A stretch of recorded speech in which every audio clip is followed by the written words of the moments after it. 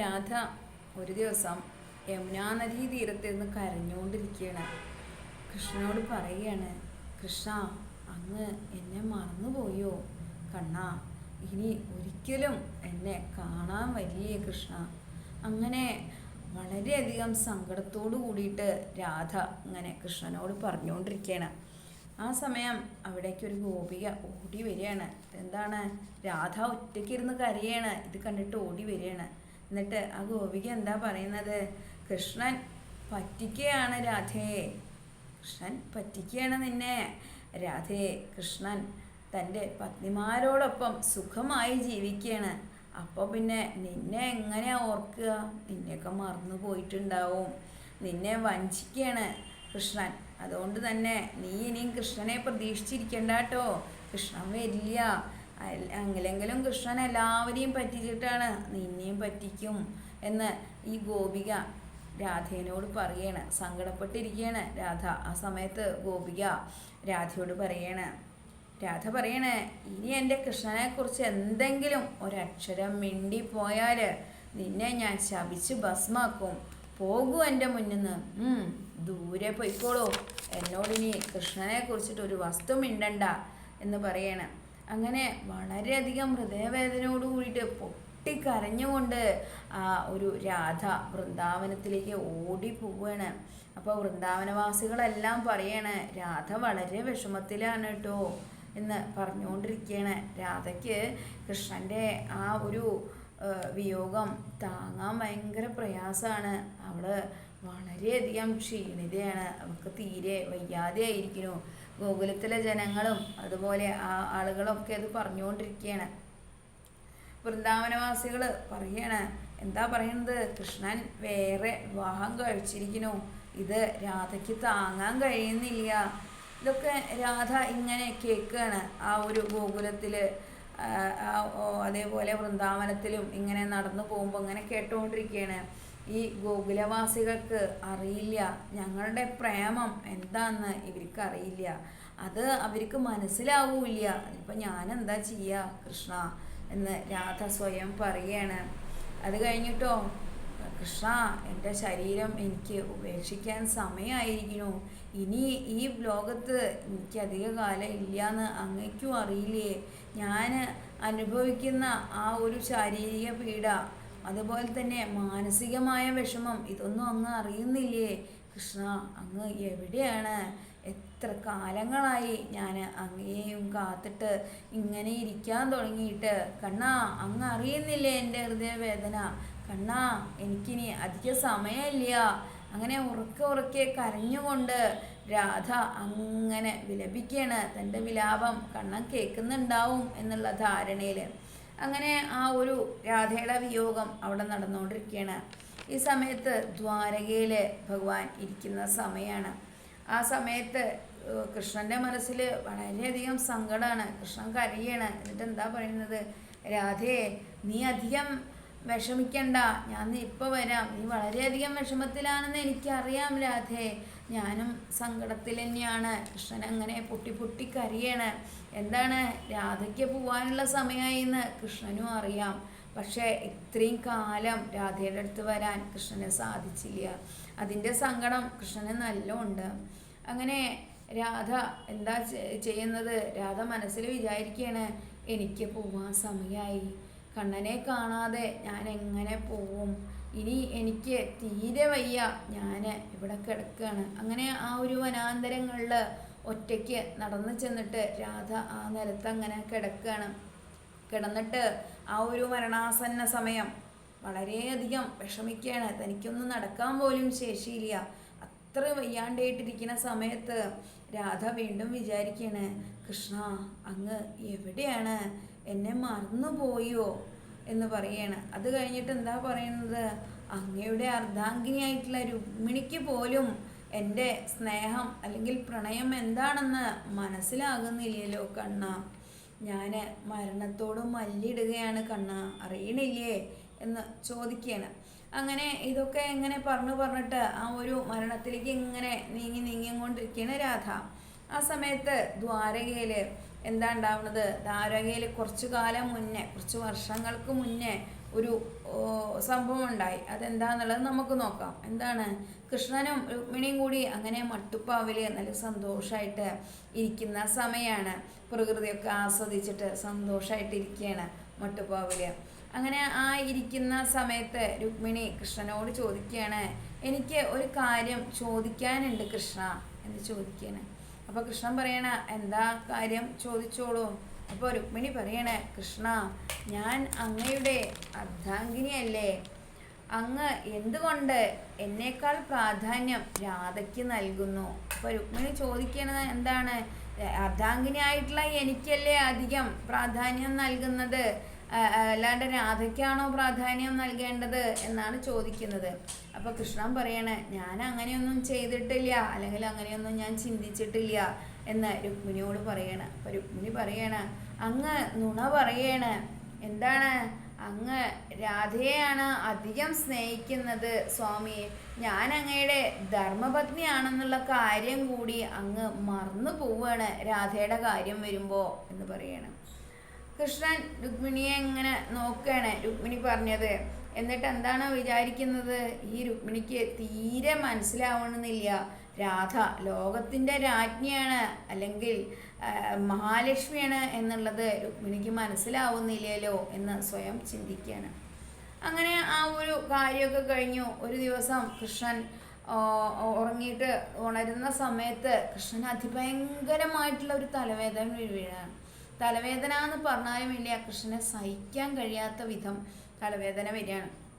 അങ്ങനെ ഉറക്കെ കൃഷ്ണൻ കരയാണ്, രുക്മിണി, രുക്മിണി, എനിക്ക് തലവേദന താങ്ങാൻ കഴിയുന്നില്ല രുക്മിണി, അസാധ്യമായിട്ട് തല വേദനിക്കുകയാണ് രുക്മിണി, ഓടി വരൂ, ഔഷധം കൊണ്ടുവരൂ എന്ന് ഉറക്കെ കരയാണ് കൃഷ്ണൻ. അത് കേട്ടതും രുക്മിണി ആ ഒരു പൂജാമുറിയിൽ ശിവഭഗവാന്റെ പൂജ ചെയ്തുകൊണ്ടിരിക്കുന്ന സമയമാണ്. വേഗം അതെല്ലാം നിർത്തിയിട്ട് ഓടി വരികയാണ് രുക്മിണി. കൃഷ്ണ, സ്വാമി, എന്തു പറ്റി, എന്താണ് അങ്ങേക്ക് സംഭവിച്ചത് എന്ന് ചോദിക്കുമ്പോൾ കൃഷ്ണൻ പറയണ, രുക്മിണി, എനിക്ക് എൻ്റെ തലയ്ക്ക് ഭയങ്കരമായിട്ട് വേദന ഉണ്ട്, എനിക്ക് താങ്ങാൻ കഴിയുന്നില്ല ആ ഒരു വേദന എന്ന് പറയാണ്. പെട്ടെന്ന് അവിടെ ഒരു ഋഷി പ്രത്യക്ഷമാവുകയാണ്.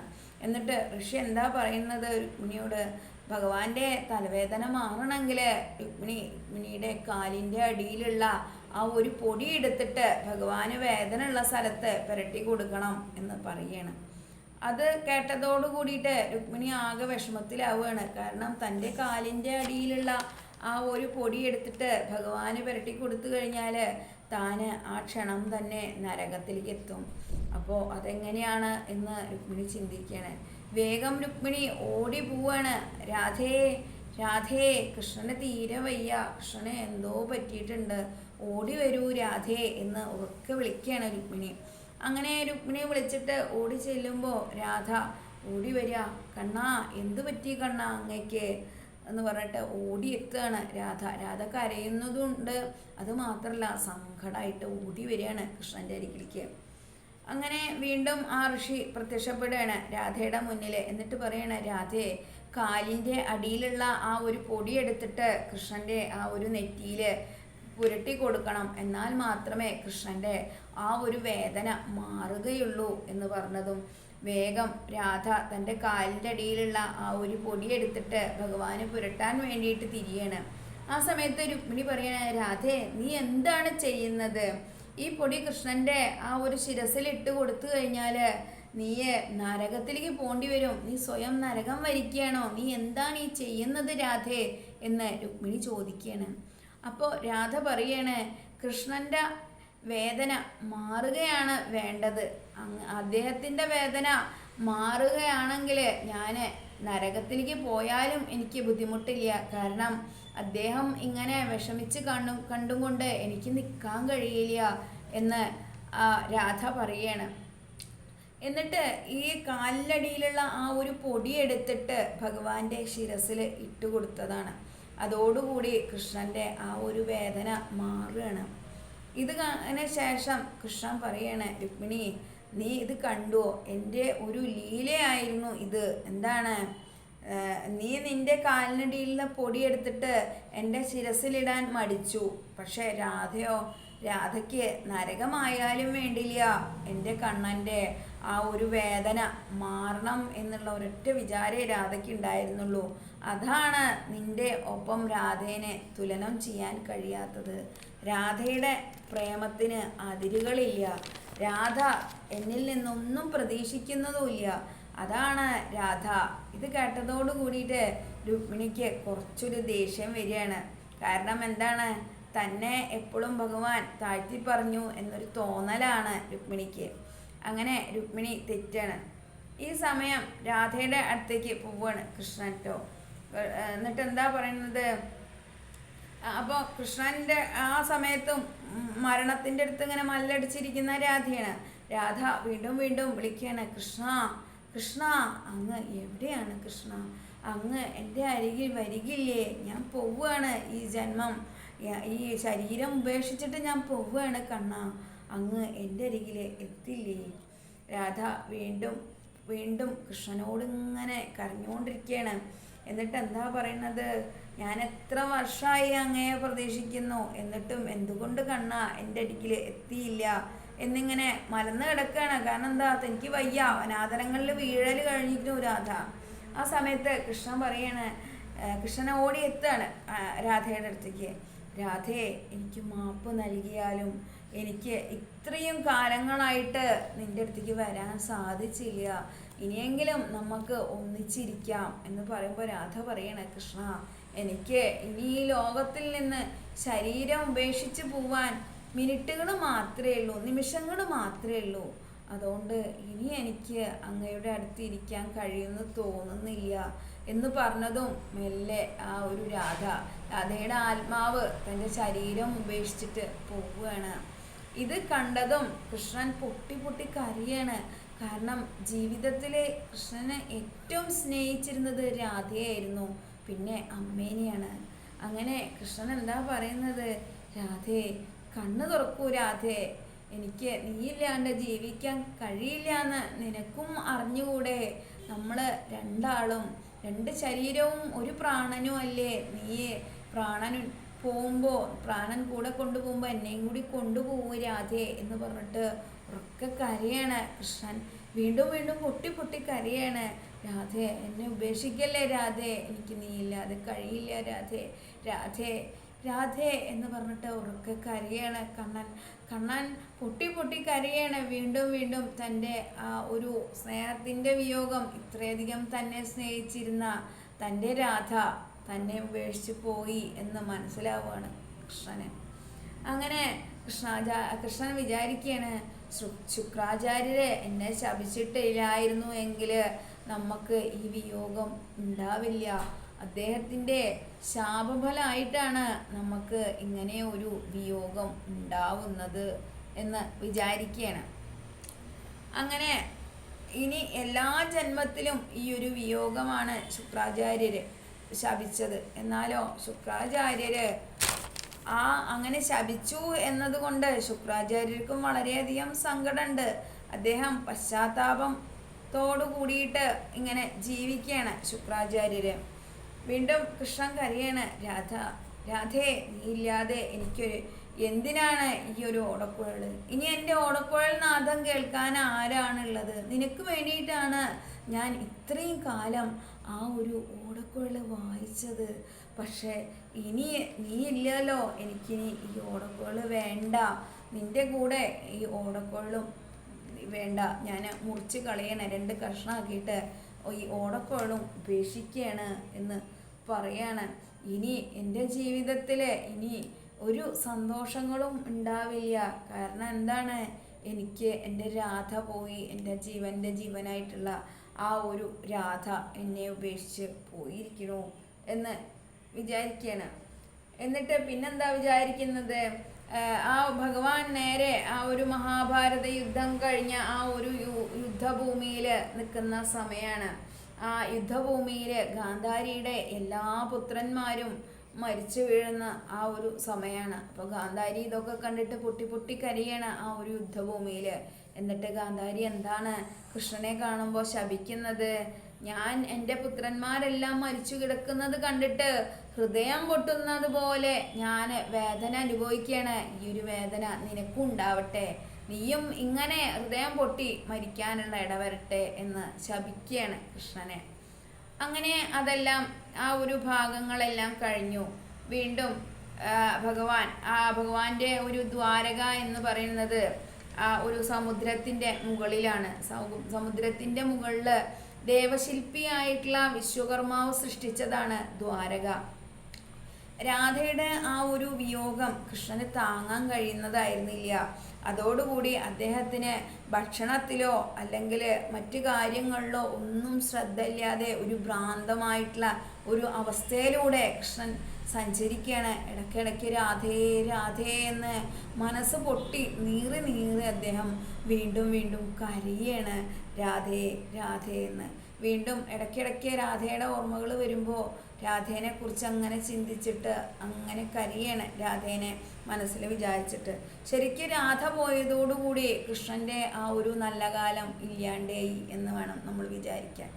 അങ്ങനെ ആ ഒരു രാധയുടെ വിയോഗത്തിൽ അങ്ങനെ ജീവിക്കുന്ന കൃഷ്ണനാണ്. ഇനി നമുക്ക് ആ ഒരു കൃഷ്ണൻ്റെ ആ ഒരു സങ്കടത്തിൽ നിന്ന് നമ്മൾ രാമരാജ്യം മര്യാദ പുരുഷോത്തമനായിട്ടുള്ള ഭഗവാന്റെ അയോധ്യയിലേക്ക് പോയി നോക്കാം. ഇനി അവിടെ എന്താണ് ഉണ്ടാവുന്നത്? ഒരു ദിവസം നല്ല നിലാവുള്ള രാത്രിയായിരുന്നു. നിലാവുള്ള രാത്രിയിൽ ശ്രീരാമ ഭഗവാൻ ആ ഒരു മട്ടുപ്പാവിൽ ഇങ്ങനെ നിൽക്കുകയാണ്. ആ സമയത്ത് സര എന്ന് പറഞ്ഞിട്ടുള്ള ഒരു അസുരൻ അദ്ദേഹത്തെ കാണാനായിട്ട് വരികയാണ്. ആ കാണാനായിട്ട് വന്നിട്ടുള്ള ആ അസുരൻ ശ്രീരാമ ഭഗവാന്റെ അരികിലെത്തിയിട്ട് രണ്ട് കൈകൾ കൊണ്ടും ശ്രീരാമ ഭഗവാനെ തൊഴുകയാണ്. തൊഴുതിട്ട് എന്താ പറയുന്നത്? ഞാൻ സര എന്ന് പറഞ്ഞിട്ടുള്ള രാക്ഷസനാണ്. അങ്ങ് മര്യാദാ പുരുഷോത്തമനായ അങ്ങയെ കണ്ടതിൽ എനിക്ക് വളരെയധികം സന്തോഷമുണ്ട്. എനിക്ക് അങ്ങയെ കാണാനുള്ള ഒരു ഭാഗ്യവും ഉണ്ടായി എന്ന് പറയാണ് ഈ രാക്ഷസൻ. എന്നിട്ട് എന്താ പറയുന്നത്? എൻ്റെ രാക്ഷസകുലത്തിലെ ഒരുപാട് രാക്ഷസന്മാരെ അങ്ങ് വധിച്ചിട്ടില്ലേ, അതുകൊണ്ട് തന്നെ എനിക്ക് അങ്ങയെ വധിക്കാനാണ് ആഗ്രഹം എന്ന് പറയാണ് ഈ സര എന്ന് പറഞ്ഞ രാക്ഷസൻ ശ്രീരാമ ഭഗവാനോട്. അപ്പോൾ ശ്രീരാമ ഭഗവാൻ പറയാണ്, ഇപ്പോൾ എന്നെ വധിക്കാൻ നിനക്ക് സാധിക്കില്ല, അതുകൊണ്ട് ത്രേതായുഗത്തിൽ ഞാൻ ശ്രീകൃഷ്ണനായിട്ട് അവതരിക്കും, അപ്പോൾ നിനക്ക് എന്നെ വധിക്കാം എന്ന് പറയാണ് ശ്രീരാമ ഭഗവാൻ. അങ്ങനെ ആ ഒരു സര എന്ന് പറഞ്ഞിട്ടുള്ള രാക്ഷസൻ അവിടെ നിന്ന് തിരിച്ചു പോവുകയാണ്. വീണ്ടും നമ്മൾ ആ ഒരു അയോധ്യയിൽ സങ്കടത്തിൽ ഇങ്ങനെ ഇരിക്കുന്ന കൃഷ്ണൻ്റെ അടുത്തേക്ക് വരാം. അപ്പോൾ കൃഷ്ണൻ സ്വയം ചിന്തിക്കുകയാണ്, ഞാൻ ധർമ്മം നിലനിർത്താൻ വേണ്ടിയിട്ട് എന്തെല്ലാം ചെയ്തു, എന്നിട്ട് അവസാനം ഗാന്ധാരി എന്നെ ശപിച്ചു, ആ ശാപം ഏറ്റുവാങ്ങേണ്ടി വന്നു. ഞാൻ എത്ര നല്ല കർമ്മമാണ് ചെയ്തത്, പക്ഷേ എല്ലാത്തിനും അവസാനം എനിക്ക് ശാപമാണ്. അതുപോലെ തന്നെ രാധേൻ്റെ ആ ഒരു വിയോഗം അതും ഞാൻ അനുഭവിച്ചുകൊണ്ടിരിക്കുകയാണ്. ഇങ്ങനെ ചിന്തിച്ചിട്ട് കൃഷ്ണൻ വളരെയധികം സങ്കടത്തോടു കൂടിയിട്ട് ഒരു മരത്തിൻ്റെ ചുവട്ടിൽ ഇങ്ങനെ കിടക്കുകയാണ്. ആ സമയത്ത് ഗോലോകത്തിലുള്ള ആ ഒരു രാധ കൃഷ്ണൻ വളരെയധികം സങ്കടപ്പെട്ടിരിക്കുകയാണെന്ന് മനസ്സിലായിട്ട് ആ ഒരു ഗോലോകത്ത് നിന്ന് രാധ തിരിച്ചിട്ട് കൃഷ്ണൻ്റെ അരികിലേക്ക് എത്തുകയാണ്, ഈ ഒരു വൃക്ഷത്തിൻ്റെ ചുവട്ടിലേക്ക്. അങ്ങനെ കൃഷ്ണൻ കാണാതെ ഇരിക്കാൻ വേണ്ടിയിട്ട് പിന്നിൽ കൂടെ വരികയാണ് രാധ. എന്നിട്ട് വേഗം കൃഷ്ണൻ്റെ പിൻഭാഗത്ത് പോയിട്ട് തൊടാൻ നോക്കുകയാണ് രാധ. ആ സമയത്ത് എന്തോ ഒരു കൃഷ്ണനെ ഒരു അദൃശ്യ വലയം കൃഷ്ണനെ സംരക്ഷിച്ചിരിക്കുന്ന പോലെ രാധയ്ക്ക് തോന്നുകയാണ്. അപ്പോൾ രാധ വിചാരിക്കുകയാണ്, അല്ല ഈ കൃഷ്ണനെ എന്തുകൊണ്ടാണ് തനിക്ക് സ്പർശിക്കാൻ കഴിയാത്തത്? അപ്പോഴാണ് രാധ വിചാരിക്കുന്നത്, ഞാൻ എൻ്റെ ശരീരം ഉപേക്ഷിച്ചതല്ലേ, എനിക്കിനി കണ്ണനെ തൊടാൻ സാധിക്കില്ല. അങ്ങനെ ഇതറിഞ്ഞതോടു കൂടിയിട്ട് ഹൃദയം പൊട്ടുമാറ് ഉറക്കെ കരഞ്ഞും കൊണ്ട് ആ ഒരു രാധ ഓടിപ്പോവുകയാണ് അവിടുന്ന്. ഈ സമയം സര എന്ന് പേരായിട്ടുള്ള ഒരു വേടൻ, അപ്പോൾ ഈ വേടൻ ആ ഒരു രാക്ഷസൻ്റെ ആ ഒരു ജന്മം കഴിഞ്ഞിട്ട് ഒരു വേടനായിട്ട് ജനിക്കുകയാണ് ത്രേതായുഗത്തിൽ.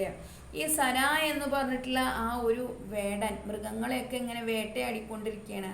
ആ സമയത്താണ് നല്ല ഭംഗിയുള്ള ഒരു മാനിനെ കാണുന്നത്. എന്നിട്ട് ഈ വേടൻ വേഗം ആ മാനിനെ അമ്പ് ചെയ്യണം. ആ വിഷം ചേർത്ത അമ്പ്. ആ അമ്പ് പോയിട്ട് കാല് നിർത്തി വെച്ചിട്ട് ഇങ്ങനെ ആ ഒരു വൃക്ഷച്ചുവട്ടിലിരിക്കുന്ന കൃഷ്ണൻ്റെ കാലിൽ പോയിട്ട് തട്ടുകയാണ്. അതോടുകൂടിയിട്ട് കൃഷ്ണൻ ആഹാ രാധേ എന്ന് പറഞ്ഞ് ഉറക്കെ കരയാണ്. അതോടുകൂടി തൻ്റെ ശരീരം ഉപേക്ഷിച്ചിട്ട് ഭഗവാൻ പോവുകയാണ്. കാരണം വിഷാമ്പ് തട്ടിക്കഴിഞ്ഞാൽ പിന്നെ അധികകാലം അല്ലെങ്കിൽ അധിക സമയം ഇരിക്കാൻ കഴിയില്ല. കാരണം അദ്ദേഹവും മനുഷ്യനാണ്. അങ്ങനെ ആ ഒരു ഭഗവാന്റെ ആ ഒരു വിയോഗത്തോട് കൂടിയിട്ട് ആ യുഗം അവസാനിച്ചു എന്നാണ് പറയുന്നത്. പിന്നീടാണ് നമ്മളുടെ ഈ കലിയുഗം തുടങ്ങിയിരിക്കുന്നത് എന്നാണ് പറയുന്നത്. അപ്പോൾ അതോട് കൂടിയിട്ട് ഭഗവാൻ ആ ഒരു രാധയിൽ തന്നെ ലയിക്കുകയാണ് ചെയ്തത് ആ ഒരു ജന്മം. ആ സമയത്ത് വേടൻ വേഗം ഹസ്തിനപുരിയിലേക്ക് ഓടുകയാണ്. കാരണം എന്താണ്, താന് അറിയാതെ പറ്റിയ തെറ്റാണ്, തനിക്കറിയില്ല കൃഷ്ണനാണ് എന്നുള്ളത്.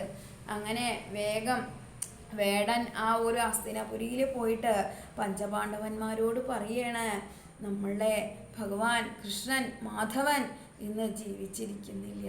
നിന്റെ കയ്യിൽ നിന്ന് വിഷാമ്പ് തട്ടിയിട്ട് മാധവൻ എന്നും സ്വർഗത്തിലേക്ക് പോയി എന്ന് പറഞ്ഞിട്ട് ആ വേടൻ പൊട്ടിക്കരയാണ്.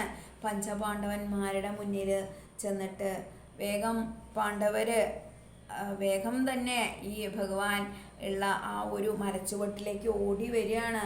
ഭീമൻ ഭഗവാനെ കണ്ടതും മാധവ എൻ്റെ കളിക്കൂട്ടുകാര, എന്ത് പറ്റി എൻ്റെ മാധവന്, എന്ത് പറ്റി മാധവ മാധവ എന്ന് പറഞ്ഞിട്ട് ആ ഹൃദയം പൊട്ടുമാറ് കരയാണ്. ഭീമൻ മാത്രമല്ല അർജുനും ബാക്കി എല്ലാവരും വളരെയധികം സങ്കടത്തോടു കൂടിയിട്ട് കരയാണ്. കാരണം എന്താണ്, തങ്ങളുടെ എല്ലാം ജീവൻ്റെ ജീവനായിട്ടുള്ള മാധവൻ എന്നേക്കുമായിട്ട് ശരീരം ഉപേക്ഷിച്ചു പോയി. അങ്ങനെ വീണ്ടും ആ ഒരു ശരീരം, ഭീമനാണ് ഭഗവാന്റെ ആ ഒരു ശരീരം രണ്ട് കൈക്കുമ്പിളിൽ എടുത്തിട്ട് ഹൃദയത്തോട് ചേർത്ത് വെച്ചിട്ട് പൊട്ടിക്കരയാണ് വീണ്ടും വീണ്ടും മാധവ മാധവ എന്ന് പറഞ്ഞിട്ട്. എന്നിട്ട് അങ്ങനെ അവര് ആ ഒരു നദീതീരത്ത് പോയിട്ട് ഭഗവാന്റെ ആ ഒരു മരണാനന്തര ചടങ്ങുകളൊക്കെ ചെയ്യണം. അങ്ങനെ ഭഗവാന്റെ ചടങ്ങുകൾ കഴിഞ്ഞിട്ട് ആ ഒരു ചിതാഭസ്മം ഒരു മൺകുടത്തിൽ ശേഖരിക്കുന്ന സമയത്ത് ഭഗവാന്റെ ഹൃദയം ആ ഒരു ചിതയിൽ നിന്ന് പൊങ്ങി വരികയാണ്. ആ ഹൃദയം അപ്പോഴും ഇങ്ങനെ മിടിച്ചുകൊണ്ടിരിക്കുകയാണ്. ഭഗവാന്റെ ആ ഒരു ഹൃദയം മിടിച്ചുകൊണ്ടേയിരിക്കുകയാണ്. വളരെയധികം പ്രകാശവും ആ ഒരു ഹൃദയത്തിൽ നിന്ന് ഇങ്ങനെ പുറത്തേക്ക് വരുന്നുണ്ട്. എന്നിട്ട് പഞ്ചപാണ്ഡവരെല്ലാവരും കൂടി തൊഴുകയാണ്, ഭഗവാനെ തൊഴുകയാണ്. കാരണം ഭഗവാന്റെ ശരീരം ഭസ്മമായെങ്കിലും ആ ഒരു ഹൃദയം അപ്പോഴും ഭസ്മമായിട്ടില്ല, അതപ്പോഴും തുടിച്ചുകൊണ്ടിരിക്കുകയാണെന്നാണ് പറയുന്നത്. അവരെല്ലാവരും ചേർന്നിട്ട് ഒരു വലിയ മരം എടുത്തിട്ട് 4 മരങ്ങൾ ഒന്നിച്ച് കെട്ടിച്ചേർത്തിട്ട് അതിൻ്റെ ഉള്ളിൽ സുരക്ഷിതമായിട്ട് ആ ഭഗവാന്റെ ഹൃദയം വെക്കുകയാണ്. എന്നിട്ട് ആ ഒരു പുഴയിലേക്ക് അങ്ങനെ ഒഴുക്കി വിടുകയാണ്. അങ്ങനെ ഈ സമയത്ത് പ്രകൃതി ഭയങ്കരമായിട്ട് കോപിച്ചിരുന്നു. വളരെയധികം ജലം, വളരെയധികം കാറ്റ്, മഴ ഇതൊക്കെ ഉണ്ടാവുകയാണ്. ആ സമയത്ത് പാണ്ഡവന്മാർ ചെന്നിട്ട് രുക്മിണിയോട് പറയാണ്, ദേവി കൃഷ്ണൻ നമ്മളുടെ എല്ലാം അരികിൽ നിന്ന് പോയിരിക്കണു എന്ന് പറയണ രുക്മിണിയോട്. അപ്പം രുക്മിണി വിലപിച്ചിട്ട് കരയാണ്, കൃഷ്ണ ആദ്യം രാധ പോയി, രാധയുടെ കൂടെ അങ്ങും പോയല്ലോ, ഇനി ഞാൻ എങ്ങനെയാണ് ബാക്കി ജീവിതം അങ്ങനെ കൊണ്ടു നടക്കുക, ഞാനിനി എങ്ങനെ ജീവിക്കും കണ്ണ എന്ന് പറഞ്ഞിങ്ങനെ വിലപിക്കുകയാണ്. ആ സമയം ദ്വാരകയുടെ ഓരോരോ ഭാഗങ്ങളായിട്ട് വെള്ളത്തിൽ മുങ്ങാൻ തുടങ്ങുകയാണ്. അതോടുകൂടി എല്ലാവരും അടുത്തുള്ള ആ ഒരു സമുദ്രതീരത്തിലേക്ക് കയറി പോരുകയാണ്. അഭയം പ്രാപിച്ചും കൊണ്ട് കയറി പോരുകയാണ്. അങ്ങനെ ദ്വാരക മുഴുവനായിട്ട് മുങ്ങി പോവുകയാണ്. അപ്പോൾ വീണ്ടും വീണ്ടും ഈ രുക്മിണി സങ്കടത്തോടു കൂടിയിട്ട് കരഞ്ഞുകൊണ്ടിരിക്കുകയാണ്, എൻ്റെ കൃഷ്ണ ഇനി ഞാൻ എങ്ങനെയാണ് അങ്ങില്ലാണ്ടേ കഴിയുക എന്ന് പറയുകയാണ്. അങ്ങനെ ഈ ശ്രീകൃഷ്ണൻ്റെ ഹൃദയം ഇവർ ആ ഒരു മരത്തിൽ കെട്ടിയിട്ട് ഭദ്രമായിട്ട് പുഴയിലൊഴുക്കിയിട്ടുള്ള ആ ഒരു ഹൃദയം പുരി എന്ന സമുദ്രതീരത്ത് വന്നിട്ട് അടിയാണ്. അങ്ങനെ ആ സമയം അവിടെ ഭരിച്ചിരുന്നത് ഇന്ദ്രദ്യുമ്നൻ എന്ന് പറഞ്ഞിട്ടുള്ള ഒരു മഹാരാജാവായിരുന്നു. അദ്ദേഹം അച്ഛനെങ്കിൽ ഭഗവാന്റെ പരമഭക്തനും ആണ്. അങ്ങനെ ഒരു ദിവസം അദ്ദേഹം ഭഗവാനെയൊക്കെ ഭജിച്ചിട്ട് ഉറങ്ങാൻ കിടക്കുന്ന സമയത്ത് ഒരു സ്വപ്നം കാണുകയാണ്. എന്താണ്? സാക്ഷാൽ നാരായണൻ തൻ്റെ മുന്നിൽ വന്ന് നിൽക്കുകയാണ്. എന്നിട്ടോ, നിനക്ക് എൻ്റെ ദർശനം ഞാൻ തന്നിരിക്കുന്നു, നീക്ക് ഞാൻ പറയുന്നത് എന്നിട്ട് ശ്രദ്ധിച്ച് കേക്ക് എന്ന് പറഞ്ഞിട്ട് ഭഗവാൻ സ്വപ്നത്തിൽ വരികയാണ് ഈ രാജാവിൻ്റെ അടുത്തേക്ക്. എന്നിട്ട് എന്താ പറയണത്? പുരി തീരത്ത് പോവുക, അവിടെ തടികൾക്കുള്ളിൽ എൻ്റെ ശരീരത്തിൻ്റെ ഒരു അംശം തുടിച്ചുകൊണ്ട് ഇരിക്കുന്നുണ്ട് എന്ന് പറയാണ് ഭഗവാൻ. ആരോട്? ഈ ഇന്ദ്രദ്യുമ്നൻ എന്ന് പറഞ്ഞിട്ടുള്ള ആ ഒരു രാജാവിനോട്. പിറ്റേ ദിവസം അദ്ദേഹത്തിൻ്റെ മനസ്സിൽ ഭഗവാന്റെ അരുളപ്പാടിനെ കുറിച്ചിട്ട് ഇങ്ങനെ ചിന്തിക്കുകയാണ് അദ്ദേഹം. എന്നിട്ട് ആ ഒരു രാജ്യത്തിൻ്റെ ഒരു പൂജാരിയുടെ സഹോദരനെ വിളിച്ചു വരുത്തുകയാണ്. എന്നിട്ട് അദ്ദേഹത്തിനോട് താൻ സ്വപ്നം കണ്ട കാര്യങ്ങളൊക്കെ പറഞ്ഞു കൊടുക്കുകയാണ്. എല്ലാവരും കൂടി ആ ഒരു പുരി തീരത്ത് ചെന്നെത്തുകയാണ്. അവിടെ ഒരു വലിയ മരത്തടി ഇങ്ങനെ ഒന്നിച്ച് കൂട്ടിക്കെട്ടിയിട്ട് ഇങ്ങനെ ഇരിക്കുന്നുണ്ട്. ഒരുപാട് പേര് ചേർന്നിട്ട് ആ മരത്തടി എടുത്തിട്ട് രാജാവിൻ്റെ ആ ഒരു കൊട്ടാരത്തിൽ കൊണ്ടുപോയി വെക്കുകയാണ്. അങ്ങനെ ആ ഒരു മരത്തടി കൊണ്ട് ഒരു ശില്പം ഉണ്ടാക്കാനും അതിനുള്ളിലാണ് തൻ്റെ ആ ഒരു തുടിക്കുന്ന ഹൃദയം ഉണ്ടാവുക എന്നും ഭഗവാൻ പിന്നീട് വന്ന സ്വപ്നത്തിൽ പറയുകയാണ്. ആരോട്? ഈ ഒരു ഇന്ദ്രദ്യുമ്നൻ എന്ന് പറഞ്ഞ രാജാവിനോട്. അങ്ങനെ അദ്ദേഹം രാജശില്പികളെയൊക്കെ വിളിച്ചിട്ടോ അവരോടൊക്കെ പറയാണ്, ഇങ്ങനെ ഭഗവാന്റെ ഒരു നീൽമാധവൻ എന്ന ഒരു ഭഗവാന്റെ ആ ഒരു രൂപം കൊത്തി ഉണ്ടാക്കണം ഈ തടിയിൽ എന്ന് പറഞ്ഞു കൊടുക്കണം. എന്നാൽ അവരൊക്കെ ഒരുപാട് ശ്രമിച്ചിട്ടും ഈ തടിയിൽ ഭഗവാന്റെ രൂപം കൊത്താൻ കഴിഞ്ഞില്ല. അങ്ങനെ അവസാനം എന്താണ്, ഇദ്ദേഹം ആ ഒരു ഭഗവാന്റെ ശില്പിയായിട്ടുള്ള അദ്ദേഹത്തിന് വേണ്ടിയിട്ട് പൂജയും വഴിപാടുകളും ഒക്കെ ചെയ്യാണ്. അങ്ങനെ അദ്ദേഹം ഒരു സാധാരണ അധികം പ്രായമില്ലാത്തൊരു മനുഷ്യന്റെ രൂപത്തിൽ ശില്പിയായിട്ട് വരികയാണ്. വിശ്വകർമാവാണ് ആ ഒരു അധികം പ്രായമില്ലാത്ത ശില്പിയായിട്ട് അവിടെ വരുന്നത്. പക്ഷെ അദ്ദേഹം ഒരു നിയമം വെക്കുകയാണ്, ഞാൻ എപ്പോഴാണോ ഈ ഒരു വിഗ്രഹം കൊത്തിക്കഴിഞ്ഞ് വാതിൽ തുറക്കുന്നത് അപ്പോൾ മാത്രമേ നിങ്ങൾ ആ ഒരു ഭഗവാന്റെ രൂപം ദർശിക്കാൻ പാടുള്ളൂ എന്ന് പറയുകയാണ്. അങ്ങനെ ആ ഒരു ശില്പം കൊത്താൻ തുടങ്ങുകയാണ് അതിൻ്റെ ഉള്ളിലിരുന്നിട്ട്. 12 ദിവസമായിട്ട് ഒരു ദിവസം ആ ഒരു അദ്ദേഹത്തിൻ്റെ രാജാവിൻ്റെ ഭാര്യ നോക്കുമ്പോൾ ആ ഒരു മുറിയിൽ നിന്ന് യാതൊരു ശബ്ദവും കേൾക്കാതെയാവാണ്. അപ്പോൾ ആ രാജപത്നി പറയാണ്, ഇതിൻ്റെ ഉള്ളിൽ ആരും ഉണ്ടെന്ന് തോന്നുന്നില്ല, നമുക്കിത് എന്തായാലും ഒന്ന് തുറന്നു നോക്കാം മഹാരാജാവേ എന്ന് പറയാണ്. അങ്ങനെ ഭാര്യയുടെ നിർബന്ധപ്രകാരം രാജാവ് ആ ഒരു മുറി, അതായത് ഭഗവാന്റെ ശില്പം കൊത്തിക്കൊണ്ടിരുന്ന ആ മുറിയുടെ വാതില് മലർക്കെ തുറക്കുകയാണ്. ആ സമയത്ത് ആ മുറിയുടെ ഉള്ളിൽ ആരും ഉണ്ടായിരുന്നില്ല.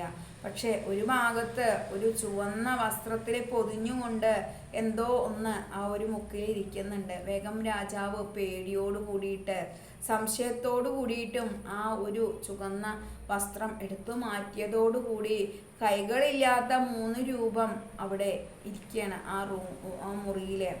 അദ്ദേഹം ഇങ്ങനെ നോക്കുകയാണ്. എന്നിട്ട് എന്താണ് അദ്ദേഹം പറയുന്നത്? ഭഗവാനെ, അടിയൻ്റെ അപരാധം ക്ഷമിച്ചാലും എന്ന് പറയുമ്പോൾ അശരീരി വരികയാണ്. എന്താണ് ഇത്? ഈ ഒരു വിഗ്രഹം 3 വിഗ്രഹം പുരി എന്ന് പറഞ്ഞിട്ടുള്ള ആ ഒരു ക്ഷേത്രത്തിൽ അങ്ങ് പ്രതിഷ്ഠിച്ചാലും, അങ്ങനെയാണ് പുരി ജഗന്നാഥ ക്ഷേത്രത്തിൽ ഭഗവാന്റെ ആ ഒരു പ്രതിഷ്ഠ ഉണ്ടായത്.